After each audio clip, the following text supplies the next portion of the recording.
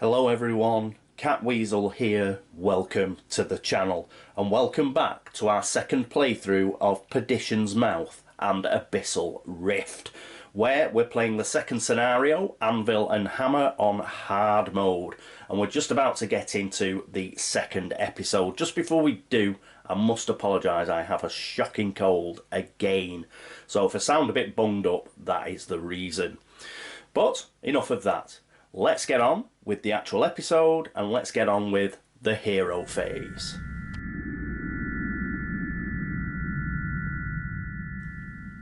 And here we are at the hero phase. So let's spin everybody around. So we know they've all got to go this turn. There we go. And who is going to go first? Well, Elisa is going to go first. And she's just going to go onto the special segment, so that's going to cost her 1 action point. She's got 4 left. Now she's going to use blink, which if you recall, that allows you to move 2 squares virtually in any direction, so we can move diagonally as well. That's a red number, so it can be boosted. We've got 4 action points over, so we're going to spend 2 of those action points to boost it up to 4. And we're going to move 1, 2, 3, 4. Now we've still got 2 action points left, and we are going to use those to do a trade action, because that is a movement action, so we can trade. Now it doesn't matter, I'm not sure whether it's double, you know, because we're on this particular segment, whether it costs 1 or 2, but we've got 2 left anyway, so it shouldn't be a problem. And of course she's going to trade the Resurrection Chrysalis, and she's going to give this to Olazabal, and Olazabal's going to put that in one of her active treasure slots. So brilliant. That is her move. Who is going to be next? Well, let's flick that round first. Who is going to be next? Olazabal is going to go next. And here we are with Olazabal. So Olazabal is obviously going to attack. So we're going to go skip and 1. So she's still got 3 action points left. But first of all, she does get a card. So let's flip the top one over and we get Gasoline, which is a good all-round card. We've seen it before and it will give us 2 action points. So brilliant. So we've got Gasoline. And obviously we're going to attack. Now she's got an attack of 2. The Bone Worm has got a defense of 1. So we are going to have to play a card. So why not play Gasoline for 2? So we can use that as a combat card. That takes us up to 4. So 4 versus 1. We need... The Bone Worm would need a +3 or better, so let's just hope we don't get a +3. We got a -1. Brilliant.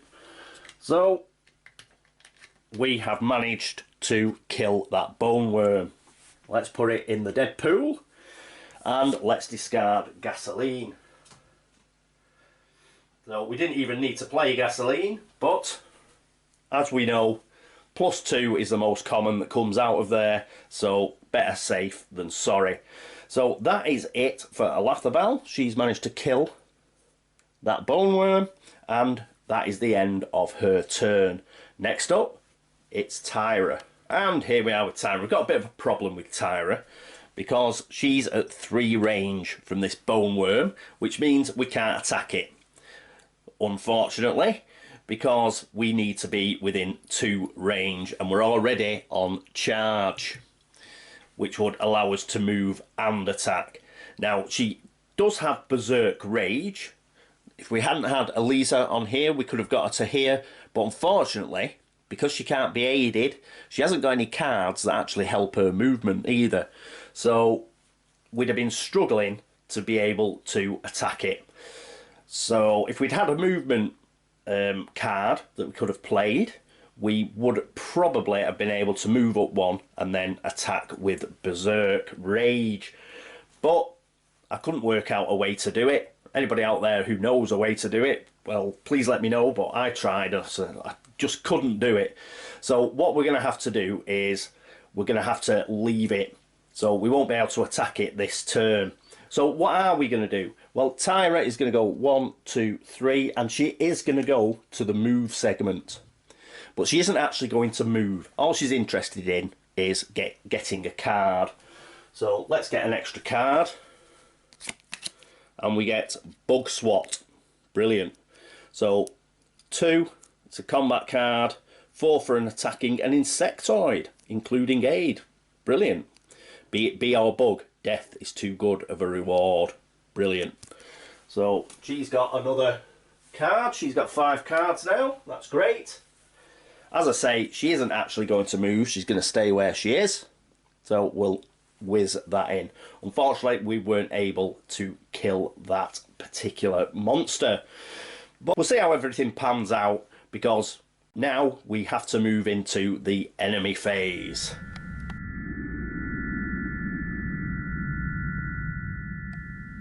And here we are at the enemy phase, so let's pick a response card. And we get +3 and shuffle the deck. Damn it! So +3. Okay, so let's move it around. So we get a move action, an attack action, and then a move action again. So first, oh, that's the way I should have done it. So first of all, we get a move. So insectoids go first, so that's bone worms. It's going to move up 1, but it's still not in range, thankfully. Then we get the Rotica. 1, 2, 3, 4, 5. This was the one that was worrying me. Then we get, oh, there was another bone worm here, wasn't there? So that moves 1. Yeah, it's going to go this way, isn't it? Yep, so we've moved that bone worm. Then the Rotica. And then we are on to our humanoids. So that is this guy, 1, 2. He's going for the exit, the acolyte. And then it is our cultist guards. So let's move this chap first.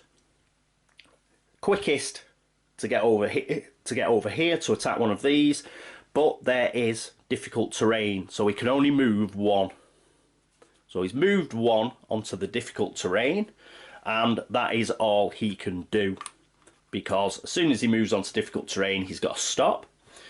He is going to be followed by this chap, who is going to go 1, 2, 3. So he's going to do the same. He's going to be looking to go this way. Absolutely, I think that's quicker than them going all the way round.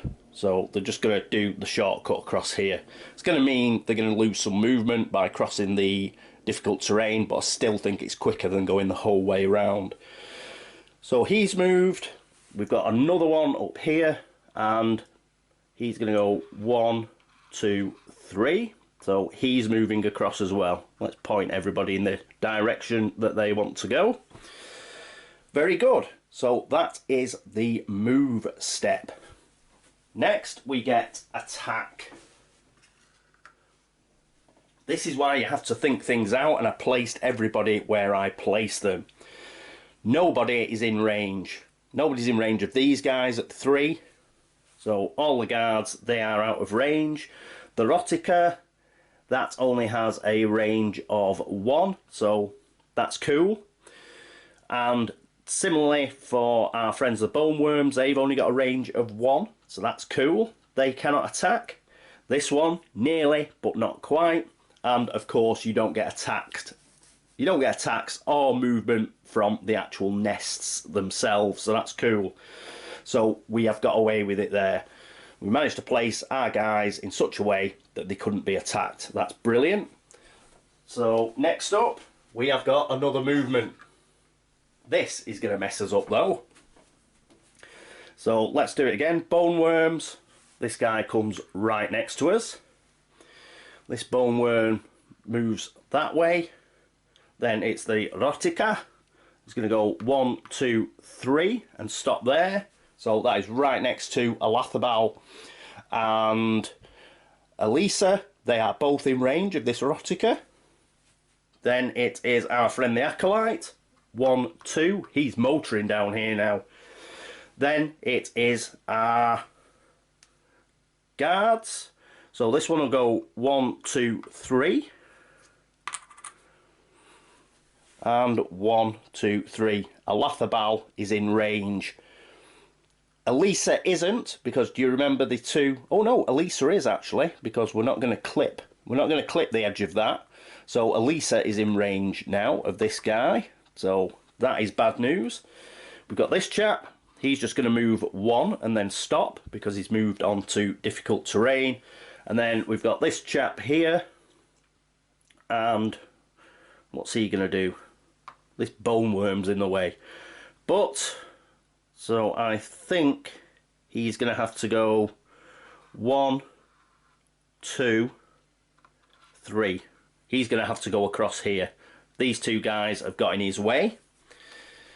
So that's unfortunate, but never mind. So, yeah, I think that is all the movement. We've only got the nests to go, and they don't move. This card has gone, so we've got to shuffle everything back.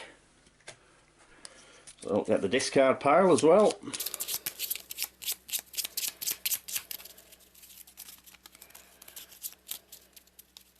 Whoop.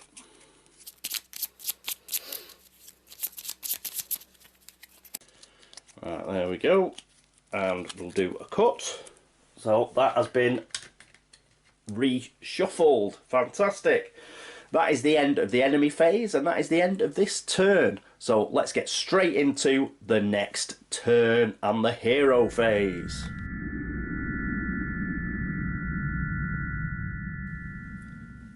And here we are at the hero phase. So who's going to go first? Well, I think it's going to be Olazabal. Yes, indeed. So let's spin everybody around. And Olazabal is going to go 1, 2, 3. She's going to use 3 of her action points to go to charge. That gives her 1 left.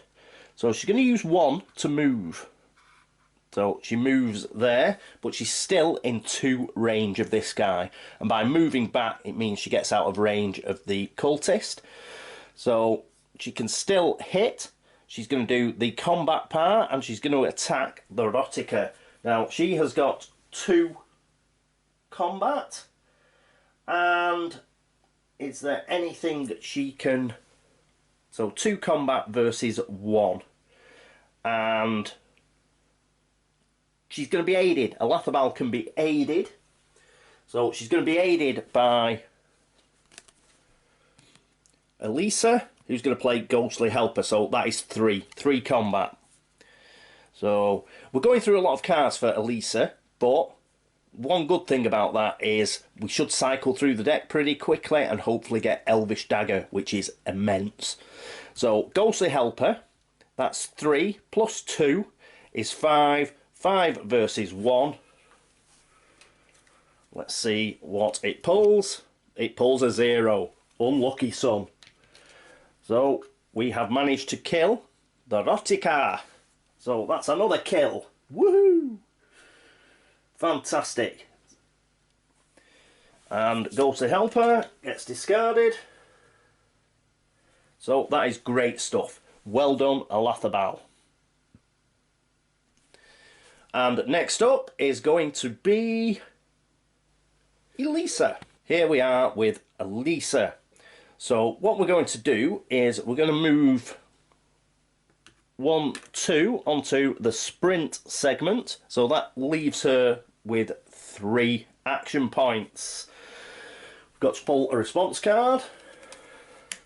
She gets +1, so she's got 4 action points to spend on her movement. She only needs 2. She's going to go 1, 2. She is now out of range because they cannot fire round corners. So that is excellent. So we've managed to get both of these people out of range. We'll discard that. Okay, so that is it for Elisa. And finally, we go to Tyra. And here we are with Tyra. What's Tyra going to do? Well, she's going to go onto the special tab for 1. So she's got 4 action points left. And she is going to use Berserk Rage. Why not? We haven't used it yet. So we use the special spoke to activate the ability, which we've just done. From that moment on, consider move, sprint and special spokes as if they had a combat icon printed on them on the Stone of Destiny. Thus, the turn you become enraged, now, you are able to perform the special action, which we've just done, move and attack. So that's what we're going to do this turn. Provided you attack during your turn, your next turn, you will still be enraged and you can still use combat to keep Tyra enraged. So if we keep attacking, then she will stay in a berserk rage. If we do not attack during the turn, we gain a fatigue and we lose the rage. Yeah, and then we have to go round to the special spoke again to activate it again. So there we go. So we have played that. So she is enraged. So we've got a chance to move, but we don't need to move because we're right next to it. So all we're going to do is attack. So her attack is 4. The defense of that poor, pretty much defenseless bone worm is a 1. So it needs +3. Let's go for it. +2, ooh, close, but no cigar. It wasn't good enough. So there we go, we've killed this bone worm. Excellent. So we're doing pretty well. And that is it for her go. She remains enraged because she actually did a combat action. So we will whiz that round. Brilliant stuff. Right, so that is the end of the hero phase. Next up, the enemy phase.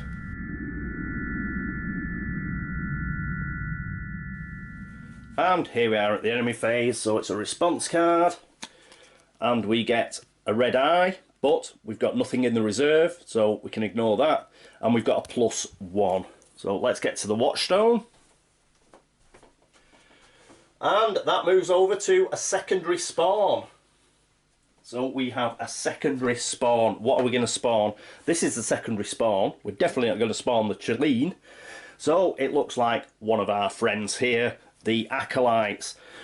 Where are we going to spawn him? Well, we're not going to spawn him here because it's right next to the door that he's trying to get to. So if you remember right at the beginning, just move him out of the way. We do have a trapdoor here. And we are going to spawn him right there. So he's adjacent to the trapdoor, but he's pretty far away from the door as we can get him. And he's getting in the way of these guys as well. Brilliant. So we're going to put him there. We don't get a bone worm coming out here because that's only on the primary spawn, not on the secondary spawn. So that's pretty good. So that is it. The threat meter was still at 1, so we only got 1 of them. Fantastic. Let's put this back. And that is the end of the enemy phase. It is also the end of this episode. How did it go? Pretty well. I think what we've got to do now, though, is we've got to start heading this way because we're running out of easy monsters to put onto the board. So I think what we'll do is we'll start heading this way. Try and kill our way through these. It'd help if she can actually find the elvish dagger somewhere in a backpack. That'd help. Then let's whiz through here, start heading up in that direction and see if we can get further over here. Then when we do start having to spawn these guys, we'll use that nest because that means they're far away from us. I was considering like killing that nest, you know, getting rid. But if we're going to kill a nest, let's kill this one. Then all our insectoids have to spawn right over here. We've got a bit of a problem next turn in that ideally we want Tyra to keep attacking and she is quite far away. So I can't see how we're going to do that actually. She may have to take a fatigue, I think. But I did want to show you the berserk rage. I could have gone up to attack and done the same thing. Yeah, and not use the berserk rage, but I just wanted to show how it worked. I mean, we could have a sprint, which means we pull a response card. What would that be? 1, 2. That would leave her with 3 action points. Whatever the response card was. 1, 2. But we've got this here. But if I moved Olazabal out of the way, 1, 2, 3, 4, 5. Oh no, 4. We'd only need 4. And then she could attack next turn, because Sprint would also have a combat icon on it because she's got Berserk Rage. We might do that. Yes, we may well do that. Just move Olazabal to one side, let Tyra come through and attack this guy, and then she'd stay enraged then. I think it's good Tyra, let's have her at the front. So that way she can go first. Elisa perhaps second, and then Olazabal bringing up the rear. Yeah, that might be a plan. That might be a plan. Anyway, enough wittering. I'll think about that before next turn. So, thank you so much for watching. Thanks for all the subscriptions. Thanks for all the likes. Thanks for all the views. It's absolutely fabulous. Thank you very much. And if I've done anything wrong, yes, if I've made an error, please let me know and I will try and fix it for next turn. I'd like to thank everybody who's been across to Board Game Links to upvote the site. That's brilliant. And of course to anybody who's been across to BGG to comment on the threads or to thumb up the videos or anything like that, thank you very much as well. But that is it for episode 2 of Perdition's Mouth, Abyssal Rift and Anvil and Hammer. I hope you join me for episode 3, but until then, this is me, Catweazle, signing off. Toodaloo.